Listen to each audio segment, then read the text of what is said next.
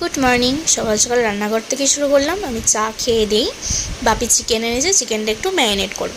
আর চিকেনটা একটু অন্যভাবে করব। সমস্ত মশলাপাতি মাখিয়ে একেবারে কড়াইতে দিয়ে দেবো। এখানে চিকেনটা ভালো করে ধুয়ে আমি লেবুর রস মাখিয়ে দিয়ে আদা রসুন কাঁচা লঙ্কা পেস্ট দিয়ে সর্ষের তেল, হলুদ গুঁড়ো, পরিমাণ মতো লবণ আর কাঁচা পেঁয়াজ দিয়ে ভালো করে মেখে রেখে দেবো 1 ঘন্টা মতো। কড়াইতে তেল দিয়ে চিকেনগুলো দিয়ে ভালো করে ভেজে নেবো। 2টো টমেটো এখানে অ্যাড করব। রান্না করতে করতে দেখি মা এখানে পুজো সেরে নিচ্ছে। পুজোটা হয়ে গেলে মাকেও খেতে দিয়ে দেবো। চিকেনটা তারপরে কাশ্মীরি গুঁড়ো লঙ্কা, হলুদ গুঁড়ো দিয়ে ভালো করে কষিয়ে নেবো। চিকেনটা প্রায় মোটামুটি আমার হয়ে গেছে। চিকেনটা নামিয়ে নিলাম।